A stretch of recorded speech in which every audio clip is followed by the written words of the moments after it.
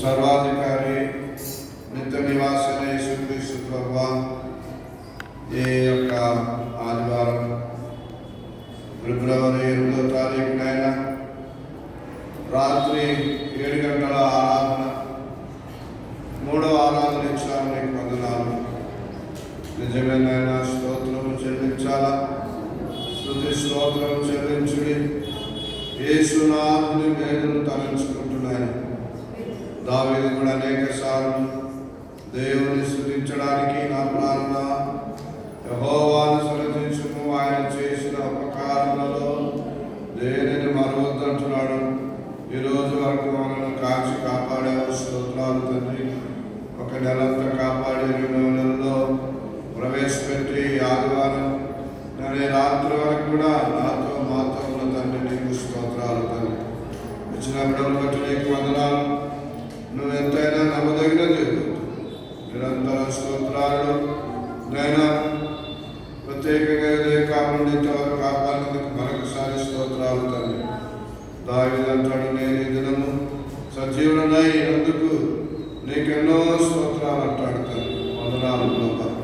మేము కలిసి ఆయన సన్నిధికి వచ్చి ఆయనను ఆరాధించి పూజించి ఘనపరిచి హెచ్చించడానికి ఇచ్చిన శ్రేష్టమైన అద్భుతమైన సమయాన్ని బట్టి మరొకసారి స్తుతిస్తూ ఘనపరుస్తాను. నజరేయుడైన యేసు నామమున వేడుకొచ్చున్నాను తండ్రి. ఆమేన్. ఆమేన్ అని చెప్పడం గట్టిగా. రైట్. కీర్తనలు దేండి ఒకసారి. కీర్తనలు 75వ కీర్తన దేండి. Psalm 75. ఆదివారం ముఖ్యంగా ప్రభువును మనము ఆరాధన చేయాలి.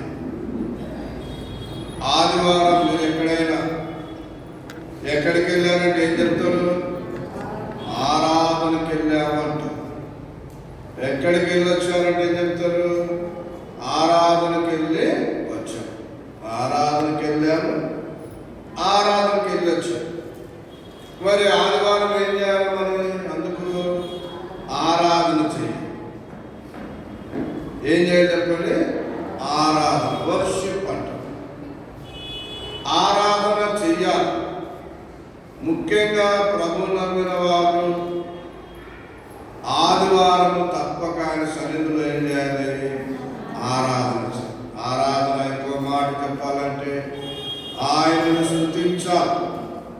చక్కటి పాటలు పాడారు. దేవుని స్తుతించుడి, ఎల్లప్పుడూ దేవుని స్తుతించుడి. ఆయన పరిశుద్ధ ఆలయంలో. ఎక్కడ స్తుతించాలి ఆయనను? ఆయన పరిశుద్ధ ఆలయం.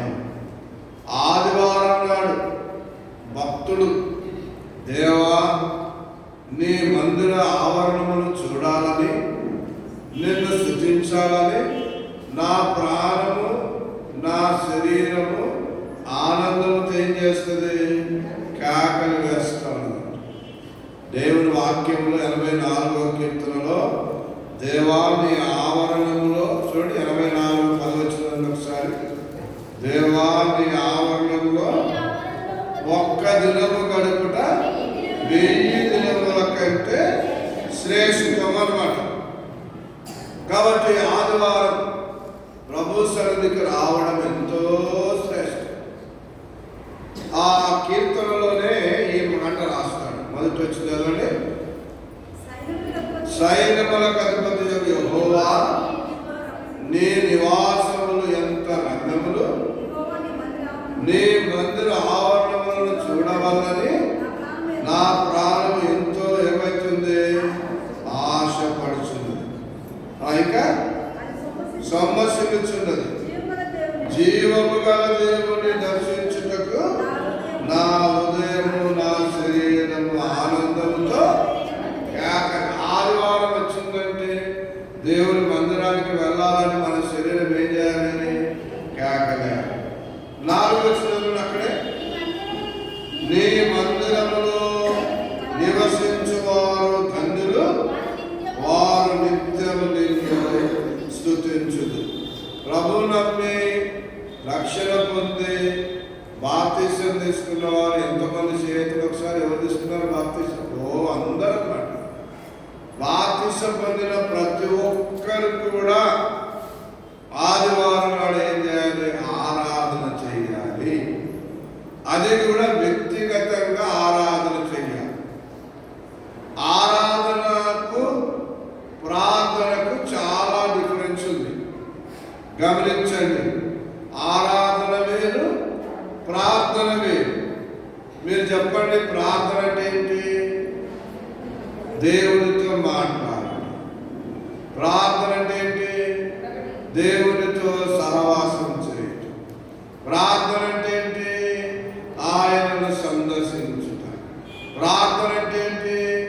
ఒక్క మాటలు చెప్పండి, అడుగుట. ప్రార్థన అంటే అడుగడము, మన మనవులు ఆయనకు చెప్పుకోవడము, మన భారాలన్నీ ఆయన పైన మోపడము. అదని ఏమన్నారు? ప్రార్థన అంటే అన్ని తెలియజేయడమే. మరి ఆరాధన అంటే ఏంటి? ఏం సైలెంట్ అయిపోతుంది? ప్రార్థన అంటే బాగా చెప్పారు, మాట్లాడటము, సావాసం చేయడము, దర్శించడము, మనవులు చెప్పుకోవడము, చివరికి అడుక్కోవడము, అడగడం, దేవుని దగ్గర అడగడం. మరి ఆరాధన అంటే ఏంటి? ఆరాధన అంటే స్తుతించడం. Very good.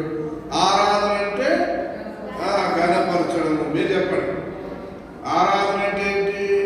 మీరు అంటారు కదా, స్తుతి ఆరాధన చేయాలి అంటారు కదా. ఆరాధన అంటే ఒకే ఒక మాట, ఆయనను హెచ్చించడం. ఆరాధనలో రెండు భాగాలు. సరే, నువ్వు సరిపెట్టు. మీడియాలాగా తయారైన సరి కూర్చో. ఆరాధనలో రెండు భాగాలు. ఆరాధన రెండు భాగాలు. ఒక భాగం ఏంటంటే ఆయనను పొగడడం. ఆరాధన అంటే ఆయన ఏం చేయడము? పొగడమే. ఇంకో మాట చెప్పాలంటే ఘనపరచడమే, ఆయన హెచ్చించడమే. ఆయన ఏమై ఉన్నాడో ఆయనను పొగడటం ఆరాధనలో మొట్టమొదటి భాగం. రెండవ భాగం ఏంటంటే ఆయన చేసిన మేళ్లకు ఏం చెల్లించడము? వందనాలు అంటారు మన భాషలో. బైబిల్ భాషలో కృతజ్ఞతాస్తుతులు. ఆరాధన చేసినప్పుడు రెండు ఉండాలి. ఒకటి ఆయనను పొగడాలి, రెండు ఆయనకు ఆయన చేసిన మేళ్లకు కృతజ్ఞతాస్తుతులు చెల్లించాలి. ప్రార్థనలో ఒక మాట, ఒక్కటే మాటలు చెప్పాలంటే అడుగుట. ఆరాధనలో ఒక మాట చెప్పాలంటే ఏం చేయడము? ఇవ్వడం. ఏమి ఇవ్వడము? చెప్తలేరు, ఇప్పుడు చెప్పిన మాటలే. ఆయనకు స్తుతులు ఇవ్వడమే. నీవు ఆరాధించడం ద్వారా ఏమైనా మేలుందంటే 27వ కీర్తన ఒకసారి, ఆయనను స్తుతించడం ద్వారా మనకి ఏమైనా మేలుందా? 27వ కీర్తన 3వ వచనం చదవండి.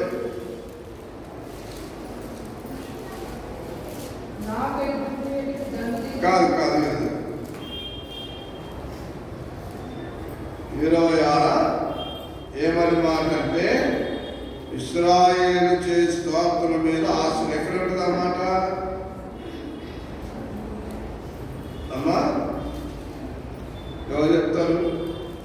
ఇశ్రాయేలు చే స్తోత్రుల మీద ఆయన ఆశీనుడైనను.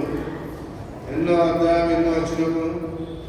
నాకు ఆ మాటగా దొరకలేదా? మీరు చాలాసార్లు శాలిని నువ్వు చెప్పు. ఇశ్రాయేలు చే స్తోత్రుల మీద ఆశీనుడు అవుతున్నాను. 22 22 3 అంటుందండి. నీవు ఇశ్రాయేలు చేయు స్తోత్రముల మీద ఆశీనుడవై. అందరు ఎప్పుడన్నమాట? నీవు ఇశ్రాయేలు చేయు స్తోత్రముల మీద ఆశీనుడు. మనం ఆయనను పొగుడుతూ ఉంటే మన స్థుతుల పైన ఏమవుతాడంట? ఆశీనుడు అవుతాడు. దేవుడే మన మీద చేసాడు. మనలో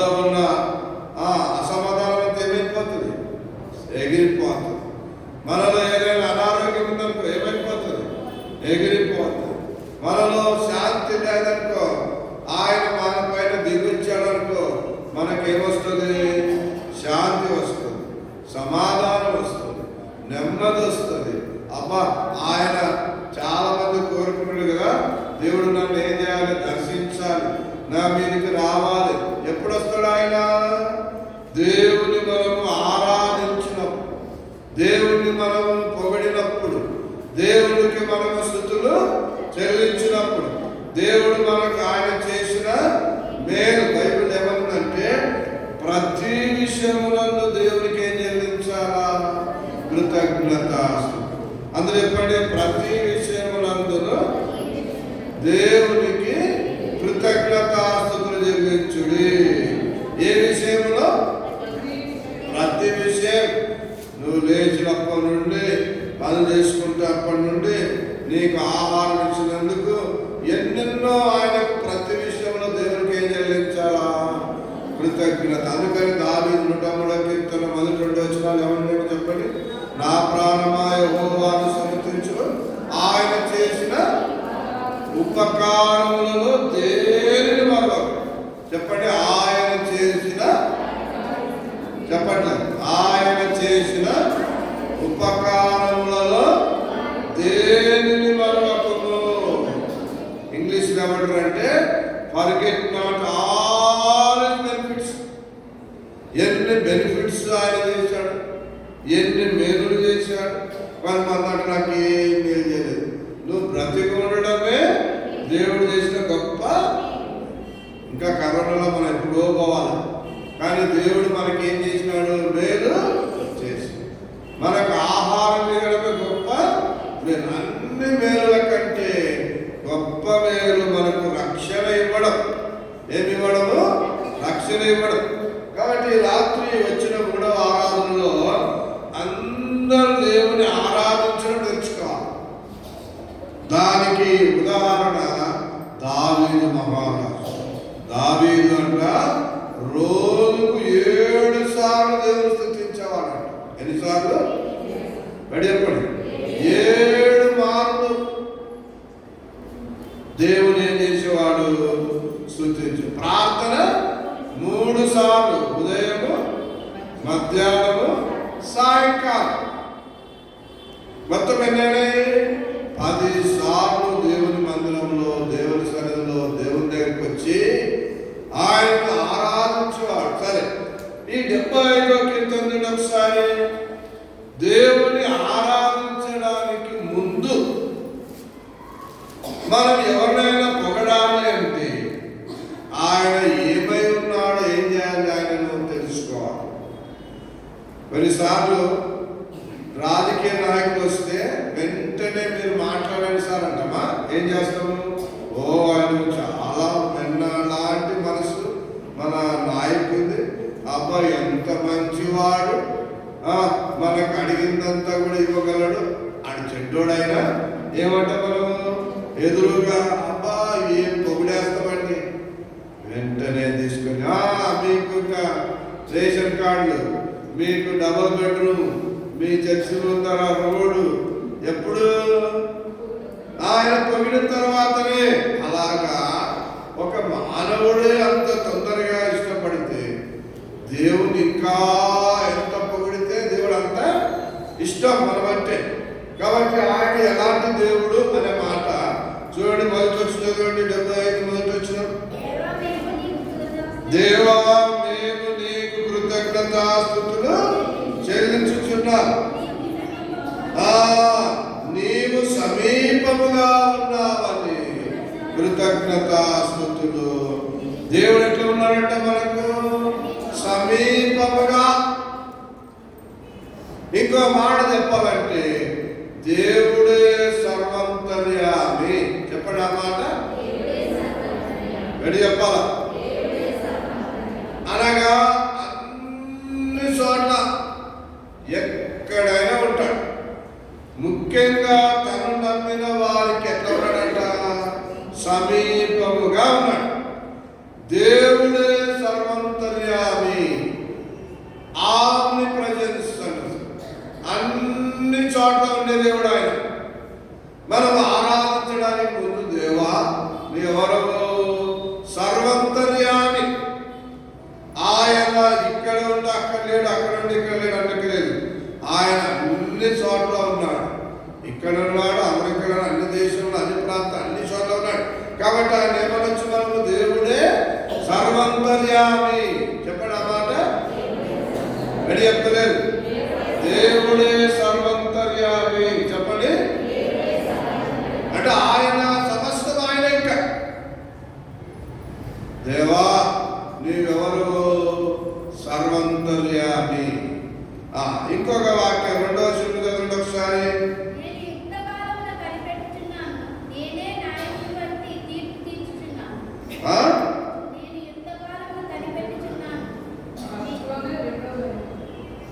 లేదు, 2వ వచనం 7వ వచనం చదవండి.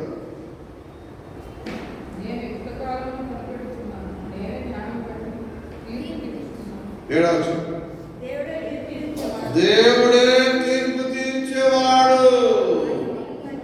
దేవుడే ఒకరిని హెచ్చిస్తాడు, ఒకరిని.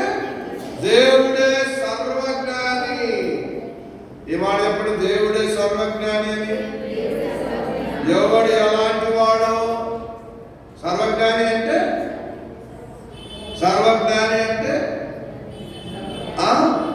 ఇంకా జ్ఞానానికి మించిన వాడు. అన్ని తెలుసు. ఒకరిని హెచ్చించగలడు ఆయన, ఒకరిని తగ్గించగలడు. దేవుడే తీర్పు తీర్చేవాడు.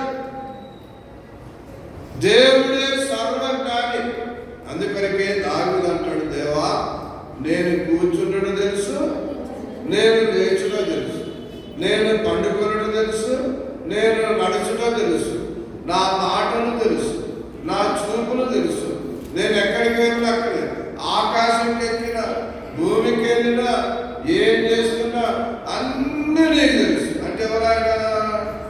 దేవుడే సర్వజ్ఞాని. చెప్పండి ఆ మాట. ఇప్పుడు ఒక చిన్న మాట చెప్తా.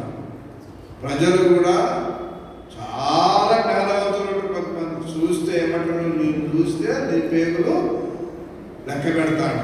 అంటే అంతగా కొంతమంది చూస్తేనే అన్ని చెప్తారు. ఒక పెద్ద ఆయన అలా నడుచుకుంటూ వెళ్తాడు. యవనస్తులు ఒక పిచ్చుకట్ర, ఎవరు చిన్న పిచ్చుకట్ర, ఆ పిచ్చుకను పట్టుకొని దాంట్లో ఇట్లా మూసుకొని యవనస్తుడు అంటాడంట, పెద్ద ఆయన నీకు చాలా జ్ఞానం ఉందని తెలిసింది, ఇదిగో ఈ పిచ్చుక బతికిందా చచ్చిందా అని అడిగినాడు. ఆయన కొద్దిసేపట్లో ఆలోచించి వీళ్ళు ఏమనుకున్నారంటే, ఆయన ఒకవేళ బ్రతికిందంటే ఏం చేయాలి? నువ్వు లోపలనే పిసికేసి ఆయన ఫెయిల్ అయిపోతాడు. ఒకవేళ ఆయన చచ్చిందన్నాడు అనుకో, ఏం చేయి? వదిలేద్దాము అని ముందే మాట్లాడుకొని ఆయనకు అడిగారట, నీవు ఈ పిచ్చుగా బతికిందా చచ్చిందంటే ఆయన పెద్ద ఆయన ఎవరు తెలుసా?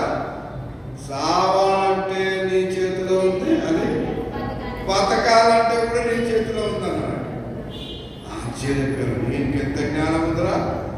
చావాలంటే చేతిలో ఉందంట, అంటే చంపాలంటే నీ చేతిలో ఉంది, వదిలేయాలంటే కూడా నీ చేతిలో ఉంది.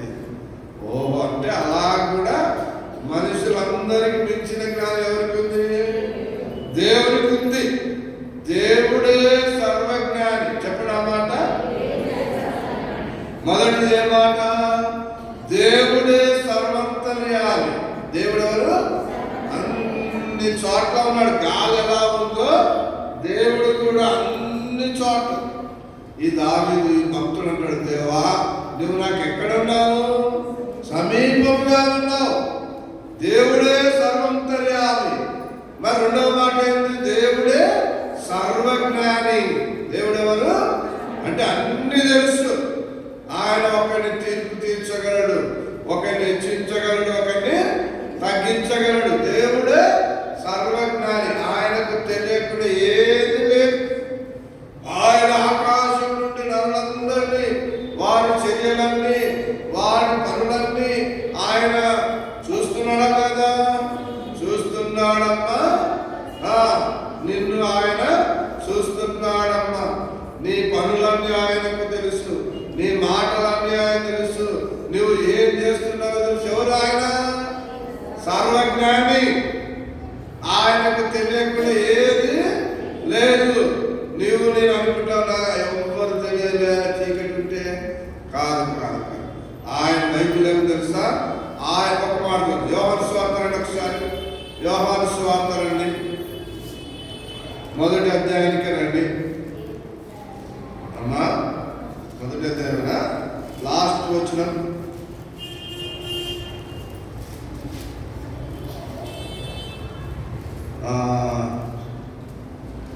ఒక్క నిమిషం. రెండవ అధ్యాయం లాస్ట్ వచ్చు 24.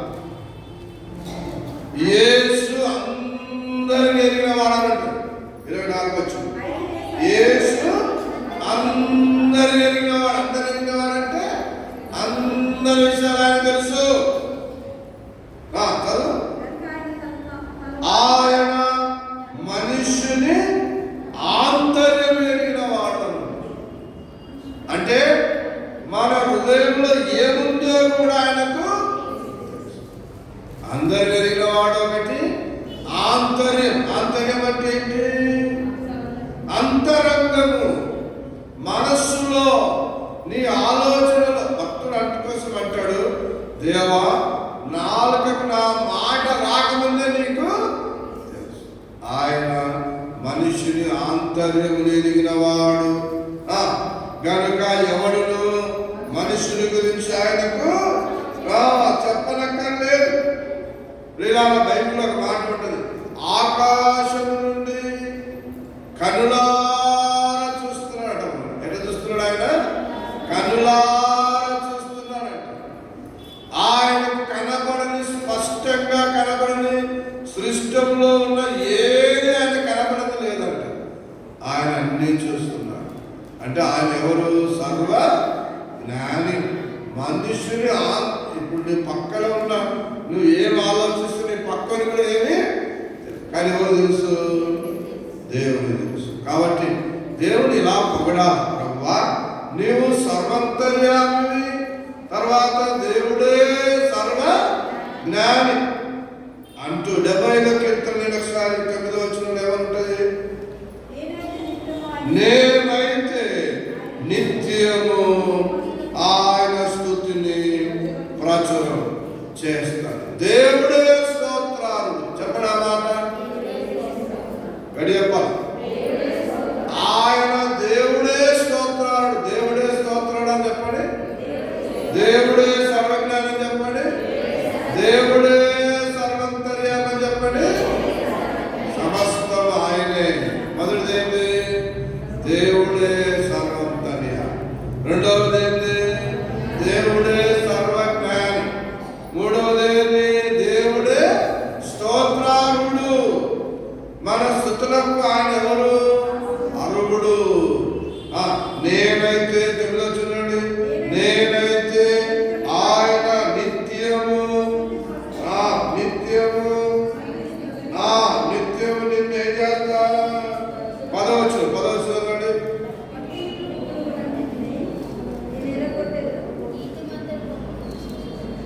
చదువు గట్టిగా.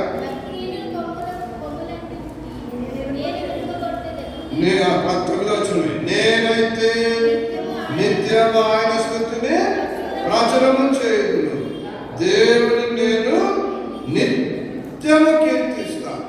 దేవుని మనం ముఖ్యంగా ఆదివారం ఏం చేయాలి? ఆయనను కీర్తించాలి, ఘనపరచాలి, స్తుతించాలి, పొగడాలి, హెచ్చించాలి. ఆరాధనలో రెండే రెండు ముఖ్యమైన మాటలు. మొదటిది ఏంటి? పొగడము. రెండవది ఏంటి? ఆయన చేసిన ఉపకారాలు అంటారు, మేలు. దేన్ని ఏం చేయదు మనము? మానవుని బుద్ధి ఏంటంట? మరిచే బుద్ధి. బైబిల్లో ఉంది. దేవుడు మంచి ఇల్లు కట్టిస్తే, దేవుడు కడుపార అన్నం పెడితే, ఉద్యోగం ఇస్తే, చదువులు ఇస్తే, అన్ని ఇచ్చిన తర్వాత ఏమంటామంట? దేవుని ఎవరో అంటామంట. కానీ దేవుడు ఏమంటాడంటే, నీవు నేను చేసిన మేల దేవుడు ఏం చేయదు? మరొకరు ఆదివారం నాడు వచ్చి ఆయన సన్నిధిలో, ప్రభువా నువ్వు చేసిన మేలకు నీకు లెక్కలేని స్తోత్రాలు, వందనాలు. కాబట్టి ఈ కీర్తన 75వ కీర్తన ఒక ఆరాధన కీర్తన చెప్పుకోవచ్చు. మొదటి వచ్చిన మరొకసారి మొదటి వచ్చిన, దేవా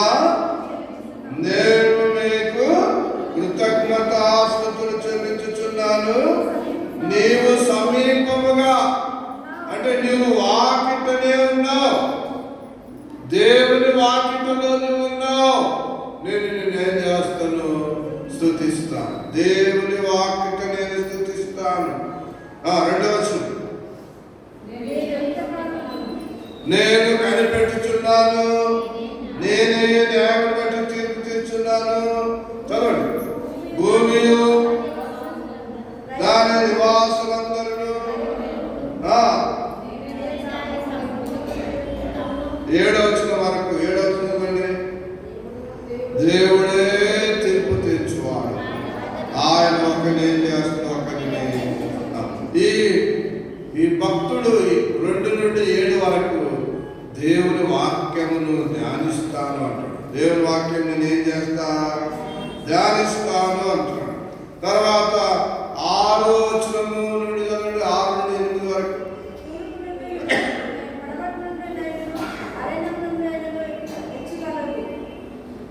దేవా తూర్పు నుండి కలగదు, పడవ నుండి కలగదు, ఇది హెచ్చు కలగదు. దేవుడే అంటే ఒకరిని హెచ్చించాలన్నా తగ్గించాలన్నా దేవుని వాక్యాన్ని అనుభవించుకుంటున్నాడు. అంటే 8 వచ్చింది.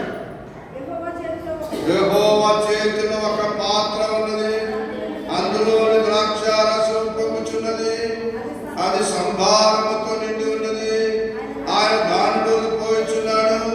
భూమి మీద ఉన్న భక్తులందరూ మట్టితో కూడా దాన్ని పీల్చి మింగివేయవలెను.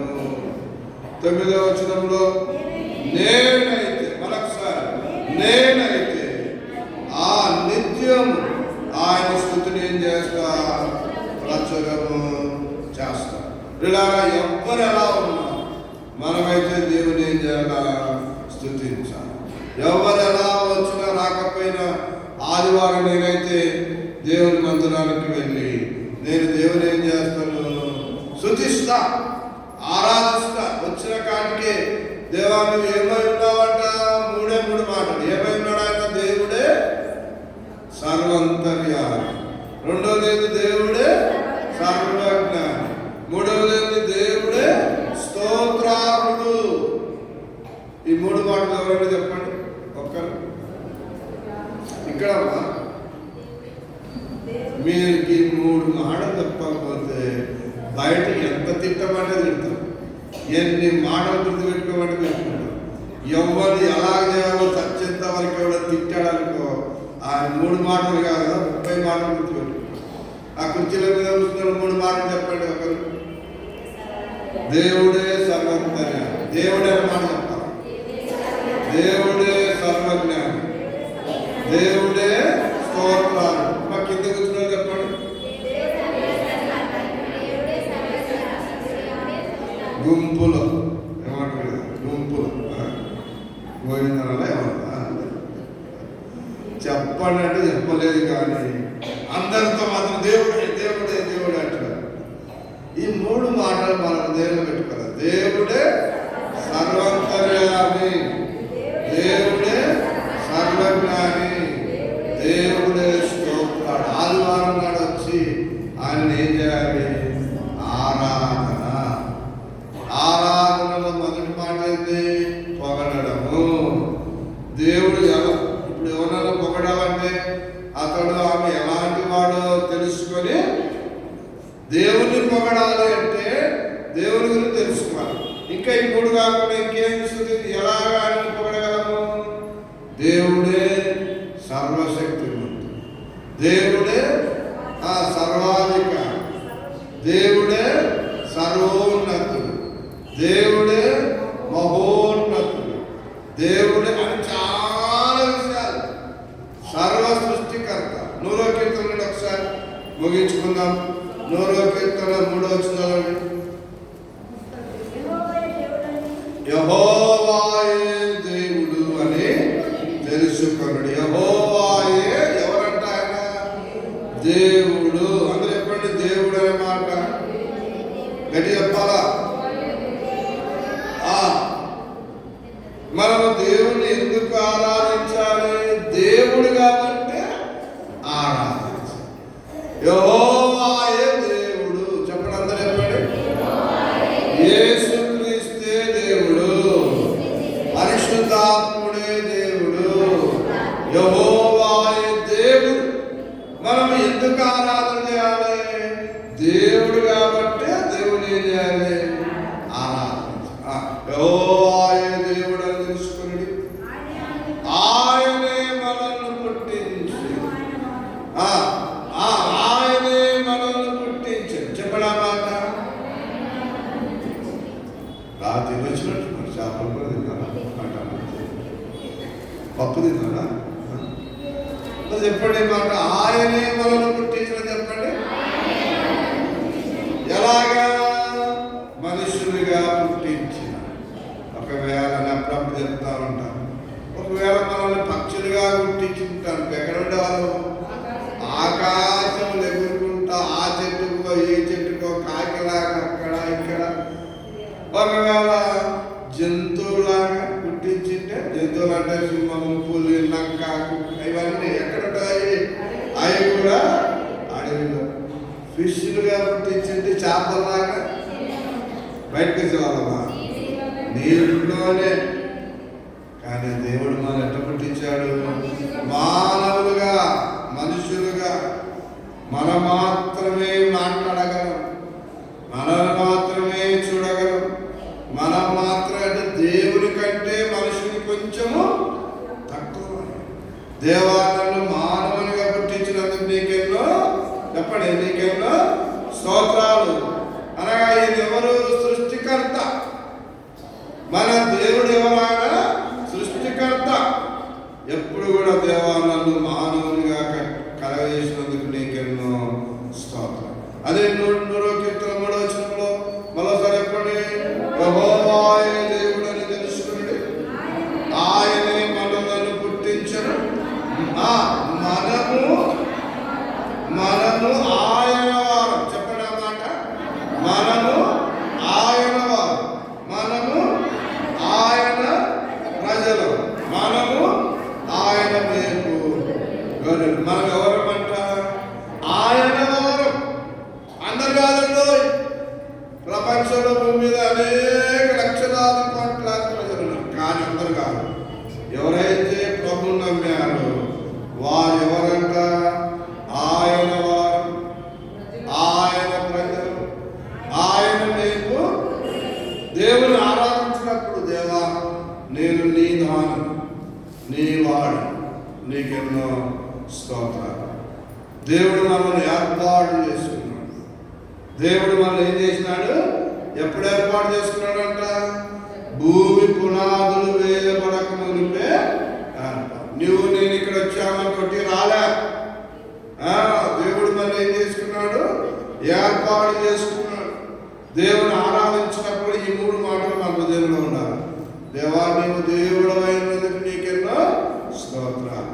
దేవా నన్ను కలగజేసినందుకు, సృష్టికర్త అయినందుకు నీకు స్తోత్రాలు. దేవా నేను నీ వాడను, నీ దానైనందుకు నీకెన్నో స్తోత్రాలు. అందుకని మూసుకోండి. తర్వాత చిన్న పాట పాడిన తర్వాత కొంతమంది వ్యక్తిగతంగా ఆరాధిస్తారు. వ్యక్తిగతంగా ఒకరి తర్వాత ఒకరు దేవుని ఆరాధిస్తారు. ఒక చిన్న పాట పాడిన తర్వాత దేవుని ఆరాధనలోకి వెళ్తారు. ఒక చిన్న పాట.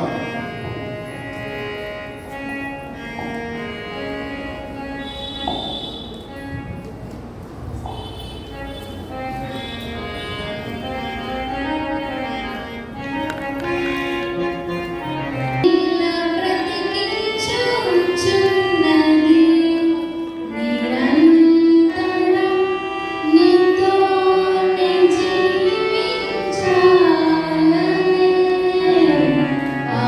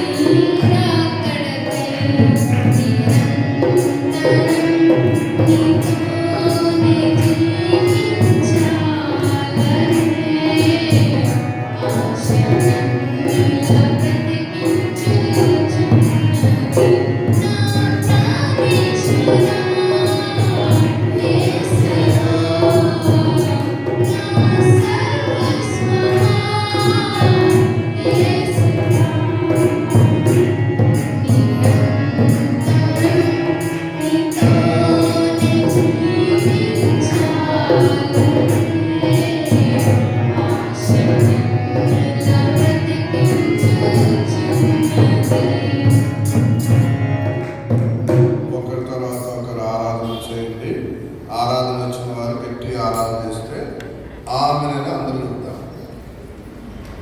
చేయండి, త్వర త్వర చేయండి. ప్రభు వల్ల కావాల్సిన అందరూ చేయవచ్చు. ఒక